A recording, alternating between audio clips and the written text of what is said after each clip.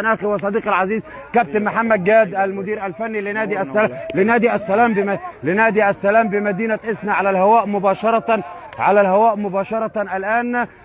اعتقد العقل والجسد كان متواجدا هنا، ولكنك كنت تفكر وبالتاكيد بتفكر في مباراه الغد. شايفها بكره ازاي؟ اكيد والله ان شاء الله نسال ربنا سبحانه وتعالى التوفيق. احنا اشتغلنا ان شاء الله في الاسبوعين اللي عدوا بما فيهم التوقف، وان شاء الله مستعدين استعداد تام للمباراه ان شاء الله، ومركزين ومصومين على الثلاثه بونت باذن الله. مجلس الاداره معلومات عندي انه عقد اجتماع مع الجهاز الفني والاداري بخط الحاج كمال ابو الحسن ويعني باقي اعضاء المجلس الموقر بالكامل، وشدوا من أزر لاعبي فريق نادي السلام بأن مباراة الغد 3 نقاط لا بديل عنها. أكيد طبعا، هو مجلس الإدارة عامل دعم كامل من بداية الموسم وفترة اللي فيها المرحلة الانتقالية اللي حصلت دي، ففي ظهرنا في كل حاجة، متواجد معانا في كل حاجة، ملبينا كل طلباتنا والحمد لله رب العالمين. واحنا إن شاء الله بنوعدهم بإذن الله بالثلاثة بونت، وجمهور اسنا إن شاء الله العريق وجمهور نادي السلام بصفة خاصة إن شاء الله بالثلاثة بونت بإذن الله حنكونوا من نصيبنا بإذن الله. ليس تقليلا من كابتن عمران البدري، ولكن جماهير اسنا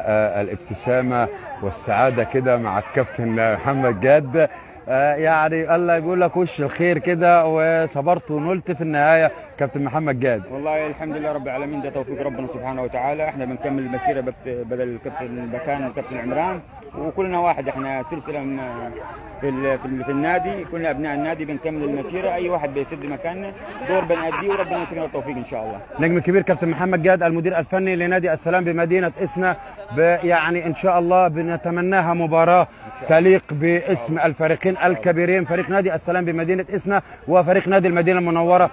التواجد على الخط الكابتن عبد الرحيم سعد وتواجد كابتن محمد جاد، بنتمنى لكم التوفيق يا رب ان شاء الله، والتوفيق الاول يكون لطاقم حكام اللقاء ان شاء الله. شكرا جزيلا كابتن محمد. ده كان لقائي مع الكابتن محمد جاد المدير